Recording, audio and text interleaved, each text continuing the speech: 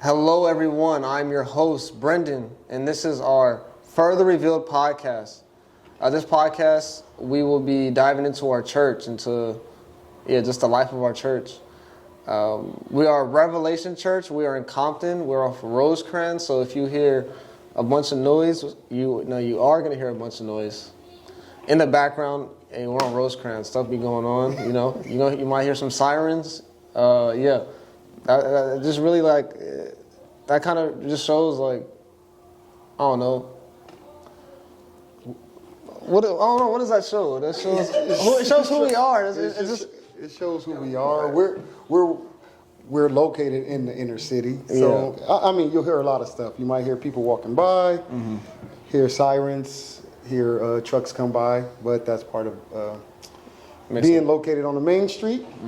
So we're not a very large church, but we're a church that loves Christ. So let's kick off this podcast, Brendan. Let's start off with telling a little bit about ourselves.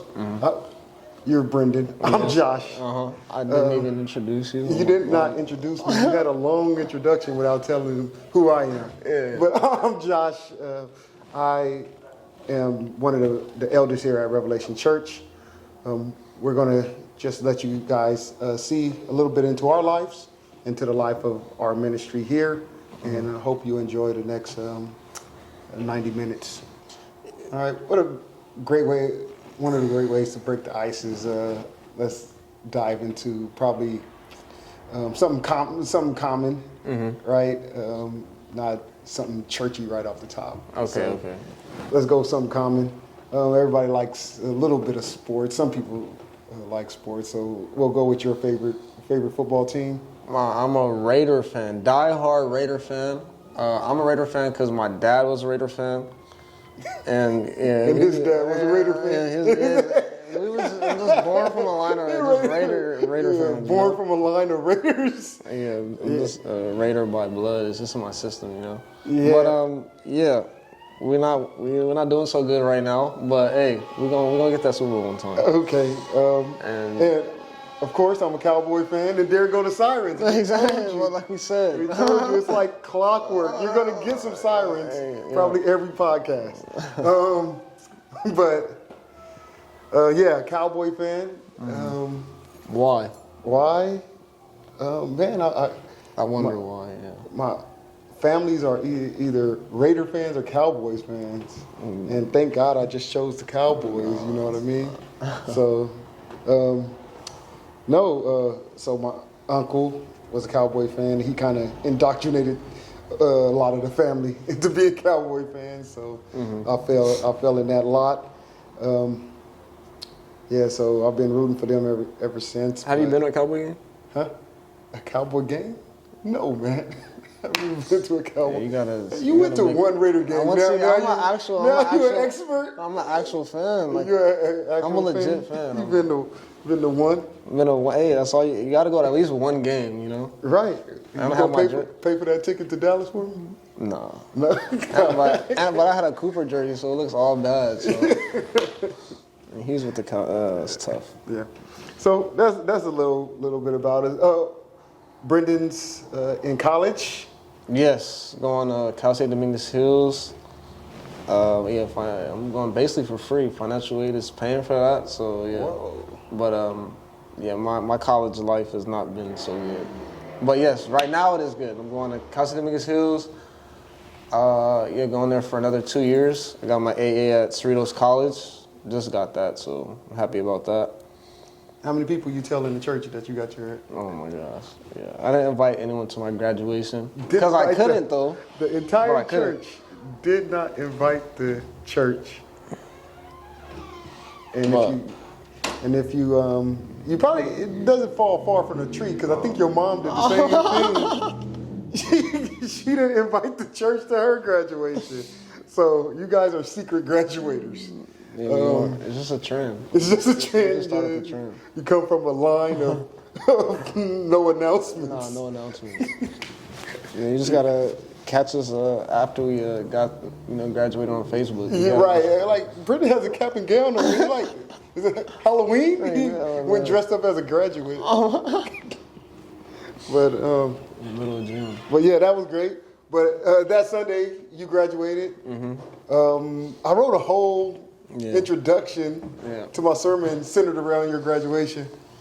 And what happened? I wasn't there. He wouldn't even come to church. Come on, man. Come on, man. But so that's in the archives. I don't know if we'll ever hear the speech that I was supposed to give you.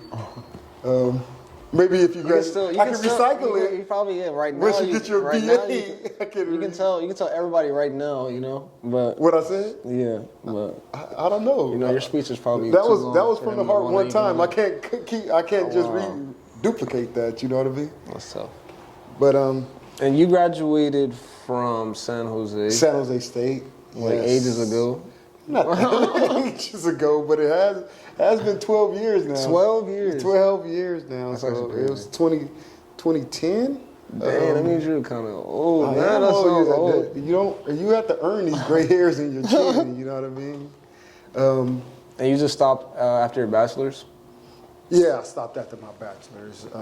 I got my bachelor's in civil engineering, then went to work straight after that. Yeah. And been working for, almost 12 years now. So in the engineering field, doing environmental engineering. So And you got it like right away? Got the job right away? no way, man. I waited a year, almost a year, a little bit over a year. But that still sounds pretty good though. You try going a year I guess, without I a guess I was- paycheck, man. That was hard. man. What are you talking about? You didn't work man? you didn't That's work- pretty good. Oh, then without a pay. Okay. Without a paycheck, married without a paycheck, just kind of watching your wife go to work and while you just sitting at home. What you mean? That was hard. I was living like a hard. That's a hard life, man. Angel was like going to work, and I was sitting there with a bowl of Captain Crunch, man. Hey, that sounds inspirational to me. That sounds like paradise, Yeah, right? it really does. No, it was very hard. But that year was hard, man. I was applying everywhere, man. I was getting on the bus and just going into places, just sending my resume out, trying to get a job. So, but thankfully, I got a job now. But that also reveals something about our church. Our church is, we have no paid staff, right? Everybody is. Yeah, we do this out of Because we love God. we love God. So, no paid staff, which makes it a little bit more difficult because everybody has to go to work, then come back to the church and pour into the ministry here. But we make do. I think we're getting better at it. So Yes. That's always great. Maybe we can speak on like some church history. Church history. Like, And I was thinking about that when I was pulling up. Yeah. Because I was like, man, I hope Brendan don't ask me about church Oh, history. No, we're gonna talk about this. We're gonna church talk about history. We're church gonna talk about history. this church history. All right. When was this church founded? When? When? And Fourscore and no. so Revelation Church, I think it's getting close to 50 years. I think. It's Oh, definitely- damn. Yeah. So it was founded by my grandfather, who Bishop Jeffrey Lee Wilson Sr. He founded the church, and it's been operating in Compton, for almost 50 years now. I think they go by my Uncle Bill's birthday. He's getting pretty close to 50. If he's not, he should be like 48, Okay. 49, something like that. So he's getting pretty close to 50. So we're close to a 50-year anniversary. That's crazy. We got to throw something big. Yeah, Huh? that sounds like something. But that shows you, man, God is faithful, right? For such a small community church to still be operating for 50 years, that speaks volume. So he pastored it until he passed away.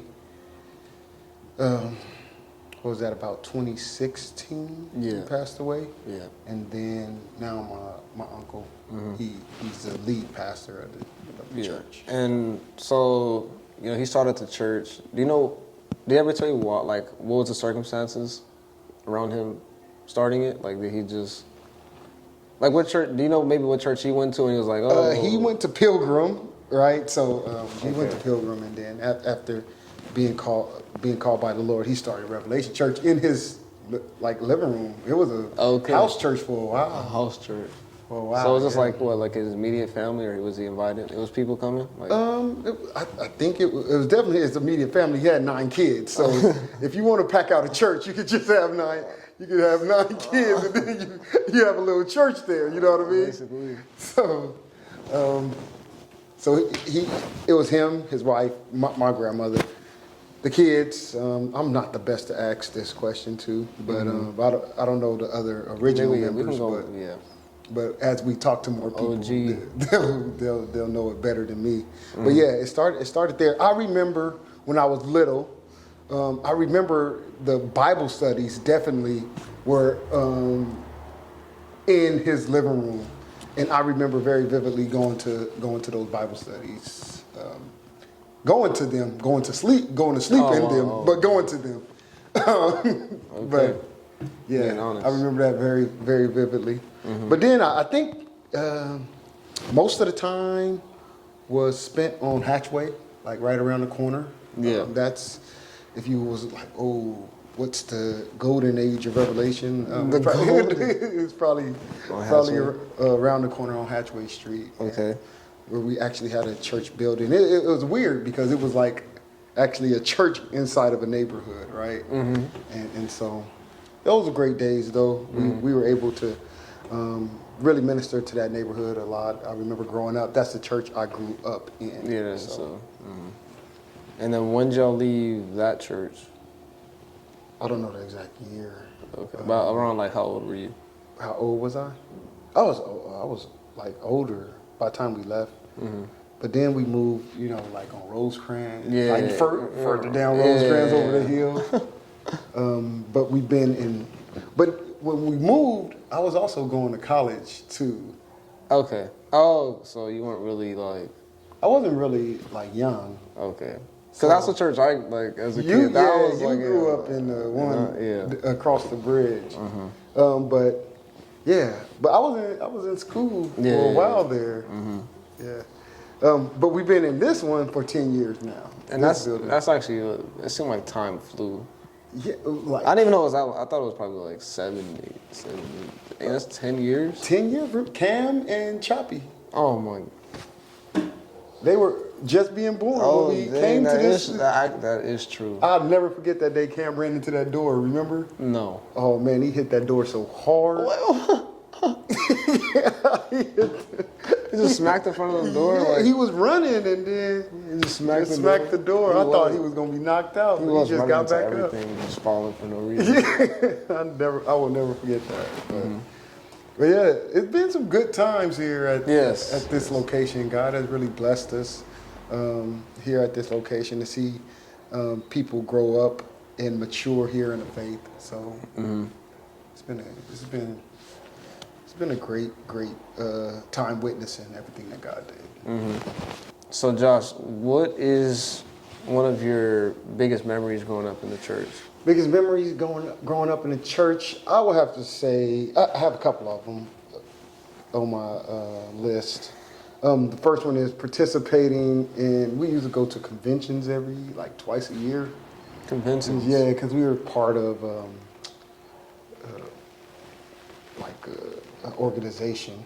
So. Well, that's when we were Christ Holy. Yeah, when we were part of the organization. They used to have conventions. And so I remember every year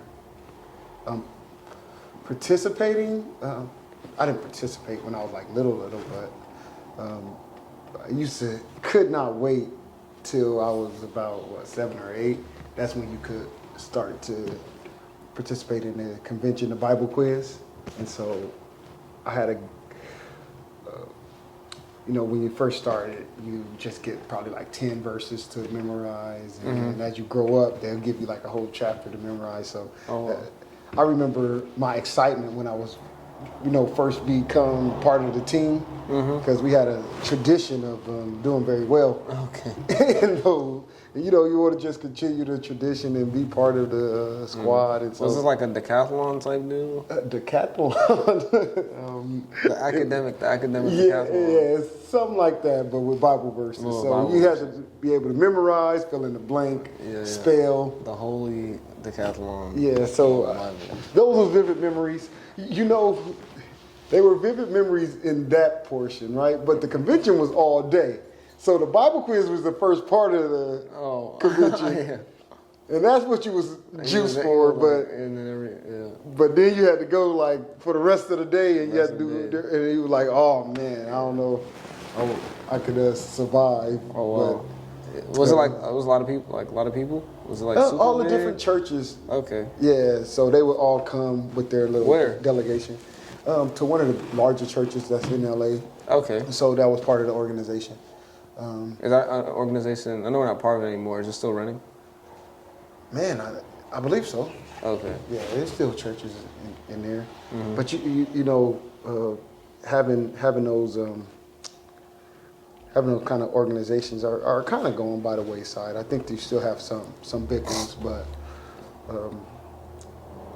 it's very hard to keep up that. Trying to be independent and do your own thing. I'm not saying that there's no value in those, but yeah, denominations come with extra things. You know what I mean? And so we kind of branched off and became an independent church. That's nice. Yeah. So it was you in the Bible quiz? Who else? All the young people, really.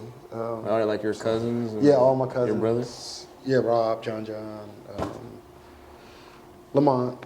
Yeah, Bookie, anybody you could think of was part of the team. So we did well, man.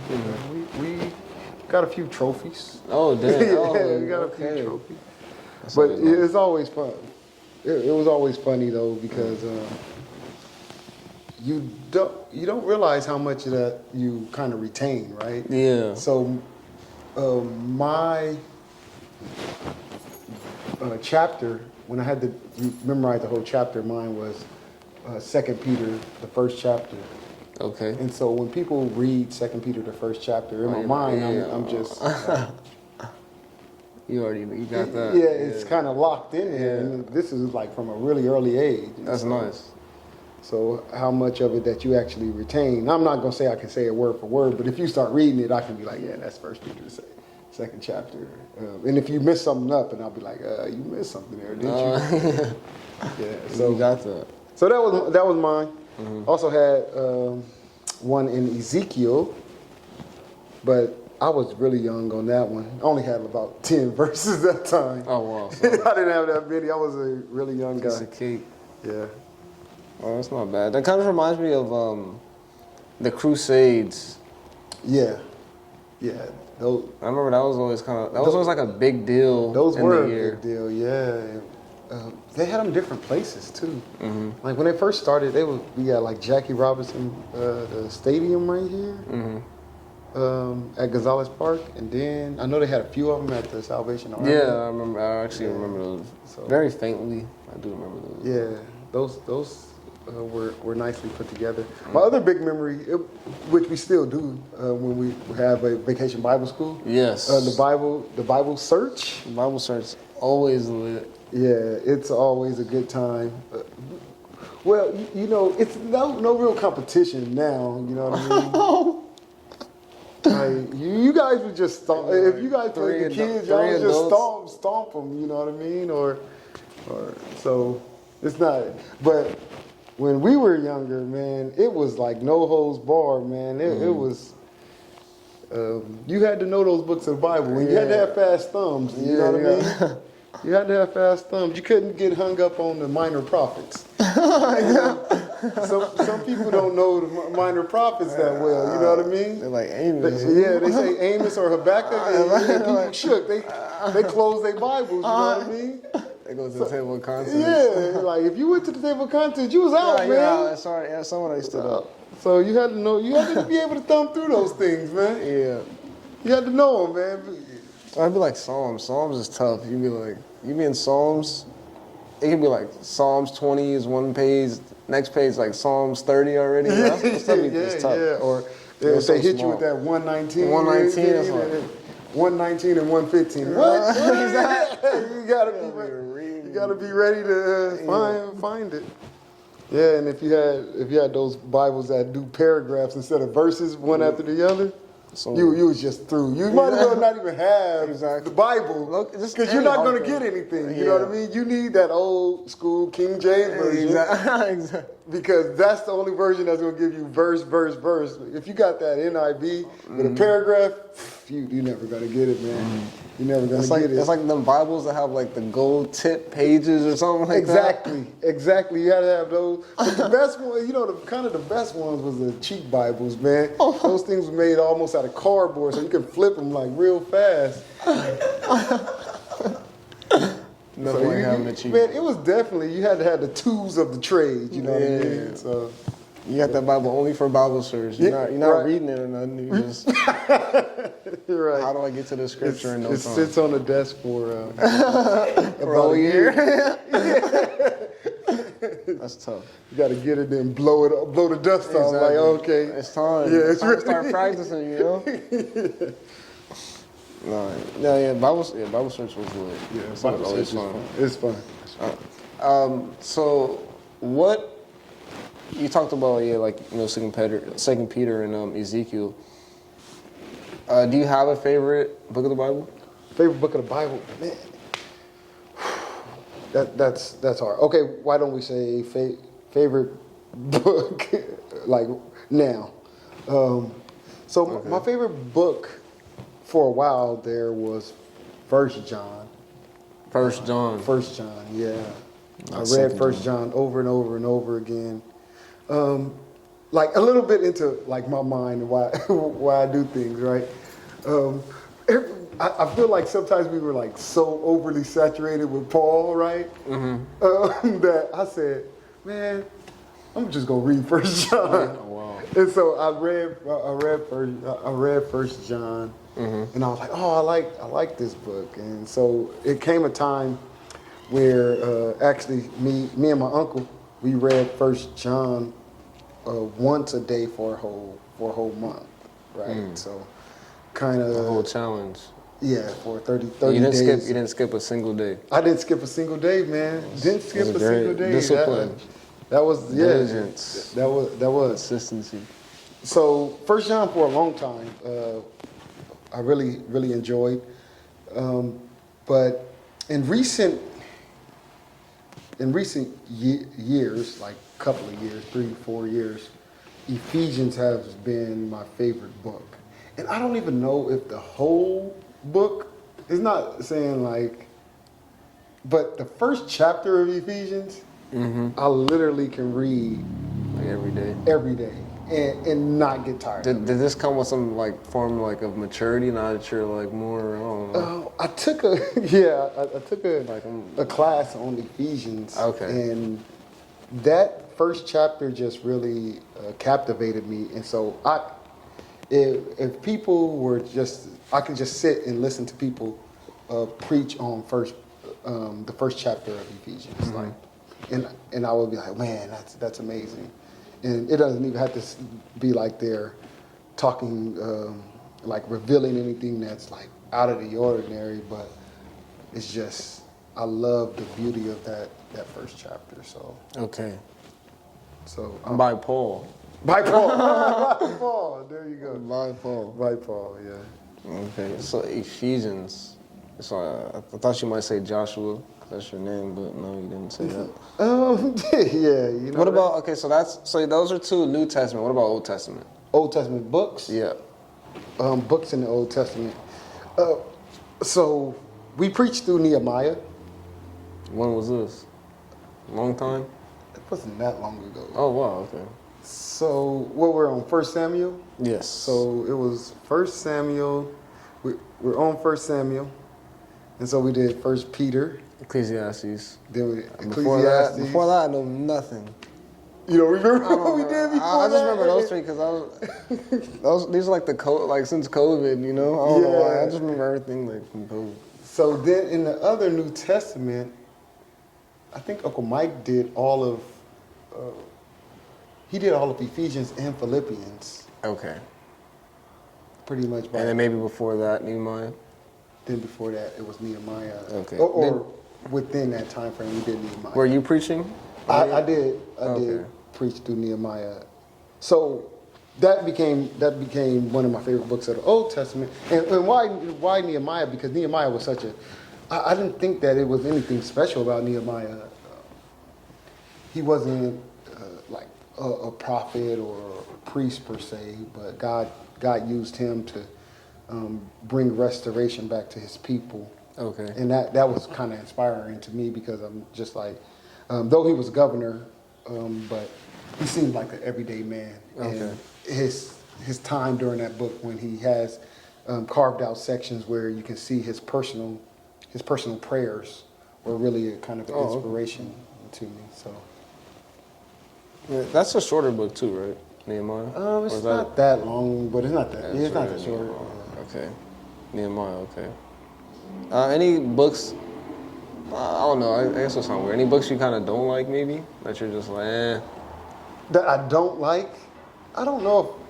Can you say that? Yeah, I don't know if you could not like a book of the Bible. Well, I just think it's like definitely numbers, Deuteronomy. It's definitely some challenging books. Honestly, I read Numbers on. Yeah, I didn't even finish it. I was just like, I'm like, there's so much. There's like so much. Like you really have to be focused and kind of. I feel like you got to write stuff down because it's like all this stuff going on, kind of. Like it's a lot of like kind of historical. I don't know. It's just, a big portion of it is just dedicated to the genealogies, right? Yeah. And so you have to wade through those genealogies to. I'm saying it's not important, but it's just like. Yeah, well, you know, genealogies are important. I think I used this in one of my sermons talking about the importance of genealogies in the Bible, because it kind of moves the story along. So if you read through Genesis, you have genealogies every so often, and it serves kind of as this big transition and keeps the story moving. In Numbers, you have a big version, a big thing of genealogies, but what's important to see is like those genealogies. You have one line, right, as you go from Adam to Seth, and then you get to like Noah and Abraham, and you get then from like when you have the 12 sons, the Bible the genealogies kind of grow like this, you know what I mean? Because you got to give everybody's genealogy. Yeah.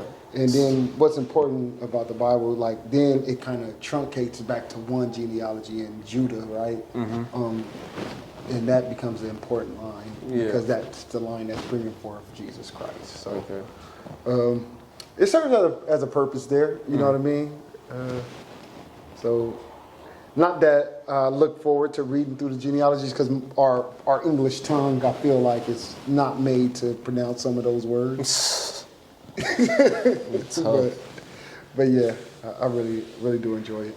This has been a Further Revealed podcast, and we'll see you guys next time.